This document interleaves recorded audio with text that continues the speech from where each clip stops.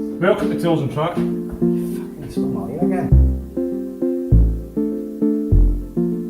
Right, so today we're going to continue working on the TT, and you replace the here is not basic maintenance this time. Today we are looking into the murky and scary world of eBay coilovers.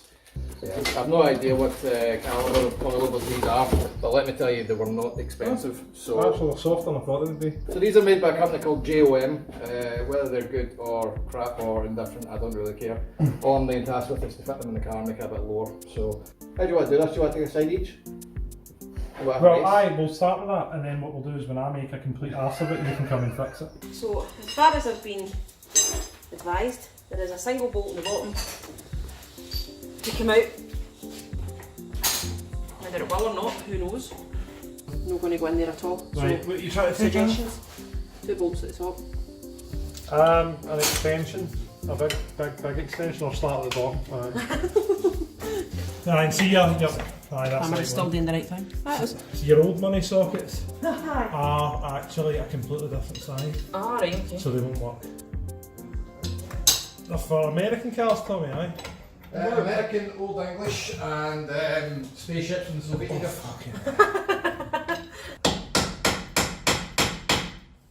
So, we're trying to now do the rear of the coilover package on the TT. Unfortunately, as is the way with every other thing we've done to this car and most of the cars that appear on Tools and Track actually, is that all the bolts are entirely made of rust.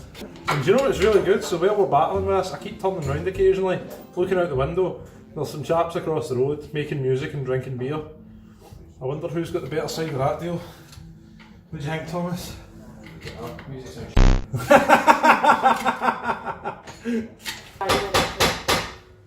I got you, yes! Woohoo! That was a lot of work.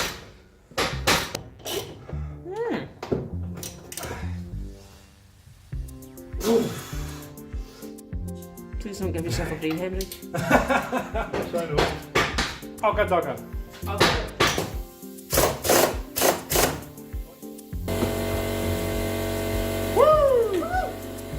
So, on the TT we're at the rear. This is the new shock absorber, which was lovely and clean until I got my hands on it. This is the bump stop, which is from the old one. Yes, so we do need to retain, we do need to have a bump stop on any, otherwise when this bottoms out it will probably rupture the bottom of this shock absorber and make lots and lots of death. So you do need to retain the bump stops. However, I've stopped you here because you're dropping the height of the car considerably, which means if you retain the original bump stops, it's going to bottom out all the time. Oh no. So what you're going to have to do is, and what I would recommend just to give it a bit of cushioning, is chop it there and stick on the cover and one bump stop. And that will give you the drop in height you need and still give the movement without it hitting the bump stops. So what we're going to do, just to demonstrate, no. Is that how you want it? No, you don't have to. Oh, I see what you mean. Just get rid of that shit. There you go. I'll put that back in the cover. Toss this. Profit. Bagger! Oh, bagger. So here we are, we're just putting the coilovers on at the rear, and the spring's in with its helper. Tommy shows us how to do it all, because to be honest we can't really do anything with it. We were just talking to a man about an RS6 as well, so that was good fun. Anyway, as per our education from Thomas, we put in the thing that does the height adjusting. We'll call it the height adjuster, which sits below the spring.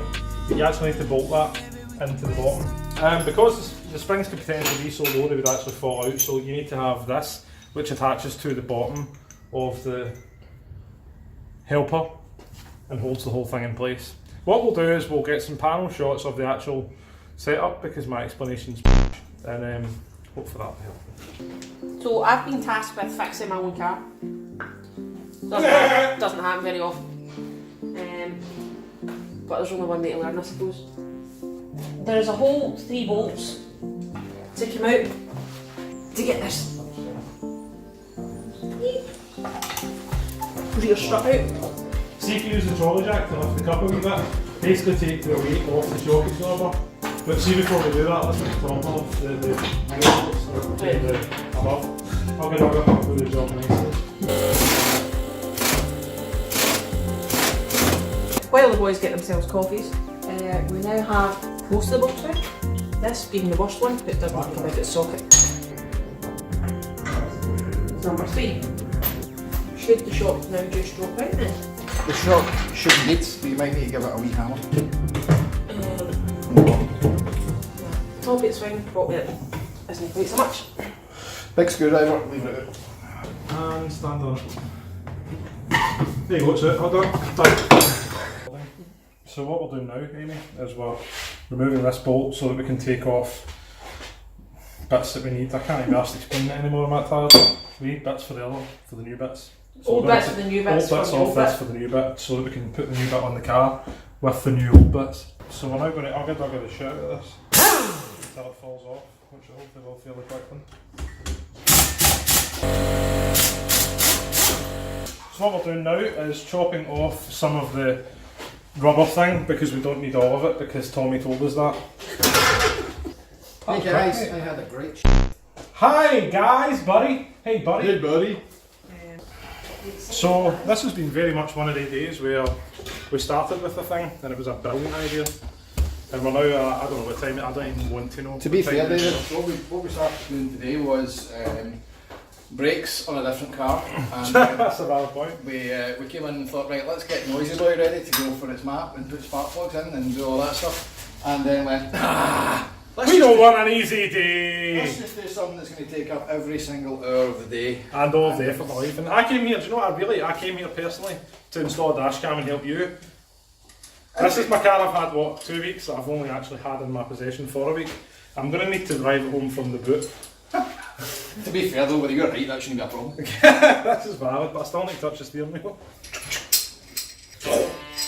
Then I'll stop the thing on. Stop man. Yes. So you just make one. Just you do the England and I'll do the And I'll punctuate with what it actually is. Thomas is doing the England.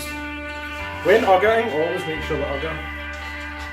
The ugger is going to dugger and it's not going to dugger the ugger. Also that you're putting a vice to it.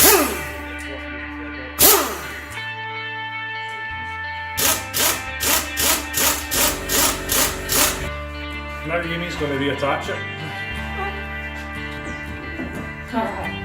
Plug that in. Cannot let my fingers go. I'm going to set this to the lead before we put it in. Right. So, this goes in. It's the bottom now. Where's the new bottom bit for this? Into the spring hole. Oh, that's it. It should just fall in if the other side was in to go by. Can you push that down? And let it go. That's it. Then this goes in the bottom, it supports the whole thing, and it keeps the spring in, so if you just want to screw that into the bottom. This is why you have men. To be fair, the only reason I know any of this is because Tommy told me. And the only reason I know is because a woman told me. We're all about sexual equality in this show. Me too.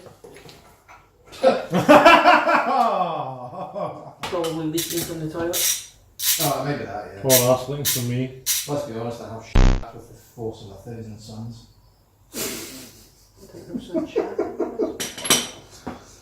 A Shattered Nova. You're having a nap now, or are we going around the other side? I'm just going for a snooze there. Okay. No, here, let me check the hanging, the top bolts. Hi! So we've just finished the rear. Amy done most of the work, I haven't really done anything. And what we're doing now is jacking up the axle to see what the actual ride time's going to be. That should be interesting. I'm kind of hoping it's like a value as opposed to just not, because we're on maximum height at the moment. Yeah, so if it's very low then there's an issue. Look at the camber. You must be joking. Keep going. That's it lifting. Keep going. That's it off the trolley jack. Okay, so we have two things. Plenty of space. How much in the front? Look at the camber though. How much in the front? 2 fingers of height. Yeah, it's going to need alignment done. Seriously, looking back here and have a look. It's Holy triangular. That's, mate, a lot of folk would want that, by the way. I know Don't that's- forget it's not, because the other side's off tension. The whole beam's going to be sitting like that. Oh, good point. That is So- actually, you can see it.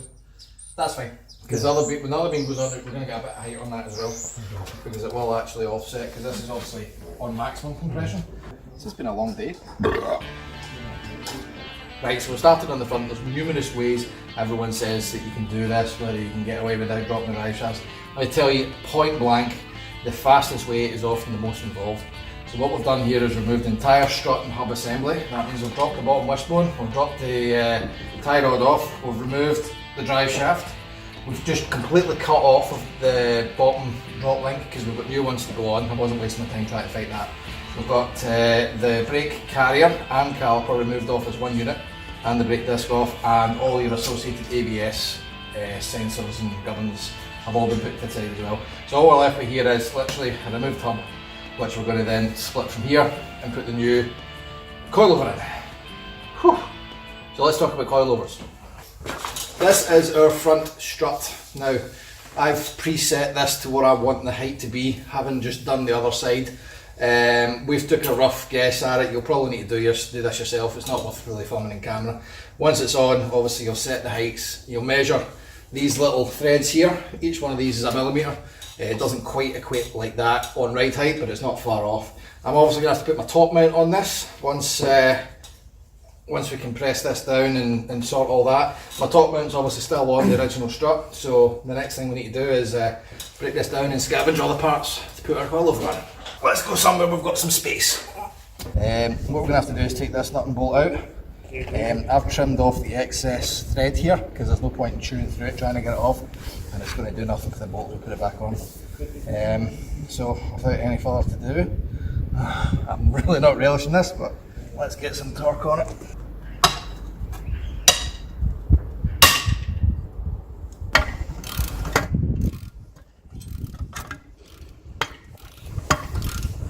Wait. Don't worry, I'm being edgy. I know, I'm just waiting for that to slide off and batter me in the eye. That's why I'm lifting vertically, so I don't come charging in your direction. Vertically is my direction, but never mind. Well, it's vertically to the east.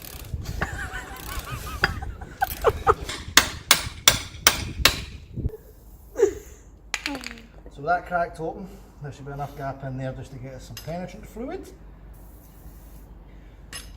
Other brands are available, apparently, not that anyone uses them. But they are all Garbage. constant number.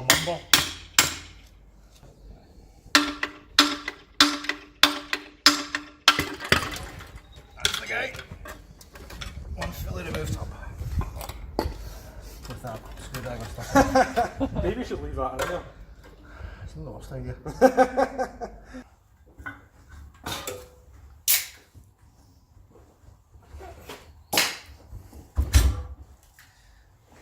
That was always never going to work. There we go. I'm just going to chop this down. Solutions that involve a hammer are the best solutions. They are the only solutions. Yeah. We try. What, to work as a team or both? We don't really try this. Put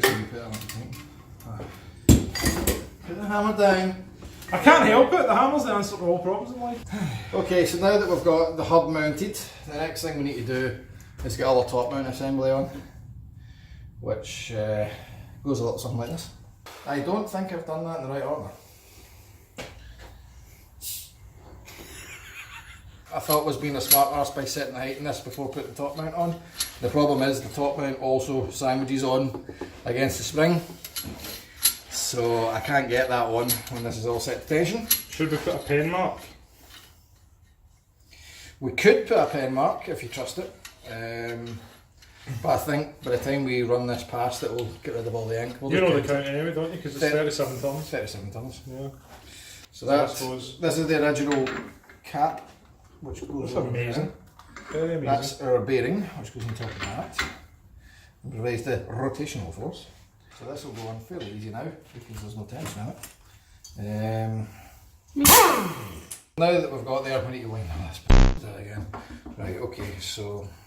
To be fair, is it a coilover install unless it's a pain in the ass? Is it a coilover install if you don't need to install them about 17 Yeah, times? exactly. You make an absolute farce of it. And can I just say that, see when we put this on and lower the camera, we think that's the end of it, it won't be, because there'll be something that hasn't been done or needs done again. That'll be the end of it for me. It's not like a car.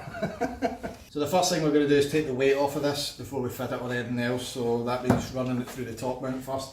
So I'm going to lift this up from the bottom, it's going to protrude out of this, and David's going to run on with the Ugga Dugga and nut that will hold it in place. A second to just get finger tight. Ready? Go. Alright, so with the top mount in, the hub's holding itself pretty nicely. We just need to start gunning up all the rest of it. Next thing up, hub nut. Next up, tie rod, 19mm.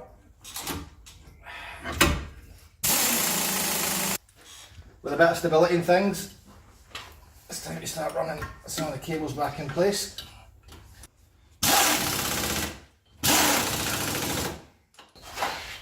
Now that we've put in all of the suspension components, I'm going to go around it all with a ratchet and just make sure everything's definitely tight. So the kit comes with a selection of adjuster rods and a couple of tie rods in the ends. Now, we're not going crazy low with this guy, so I'm still going to get away with using the largest one. So these are going to be the left hand thread on one end, a normal thread on the other. Basically I'm looking for a complete zero slack situation. I don't want to be putting tension compared to from one to the other when the suspension is completely neutral. So with the other side in the air, that's when you want to put this side on. You don't want to be doing it with one wheel on, otherwise you're never going to get the adjustment right on. These are 19mm as well, and they ain't going on without a bigger.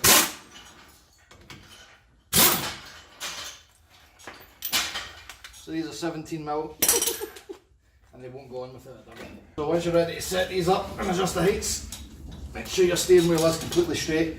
Obviously when your wheels turn, so too does the angle of your struts. So it will cause one to go slightly higher and one to go slightly lower. So looking at this, and we'll need to pull this down quite a bit, just to reach, which makes sense because I actually set the other side to be perfectly in the middle. Not too high, not too low. Oh yeah? Oh yeah. Somebody bring me a wheel. Yeah. For we are finished with this. So all four wheels are back on. Just taking the last rack stands out. Trying to see how low we're going. Yep. Probably very. Probably not very. That's alright. Is it?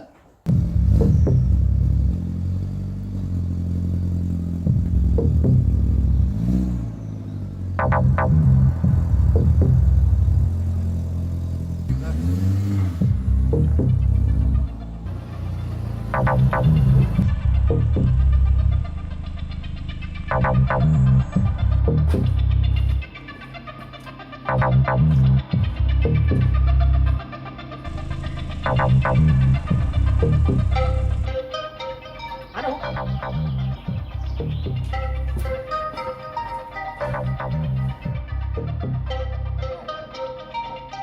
don't.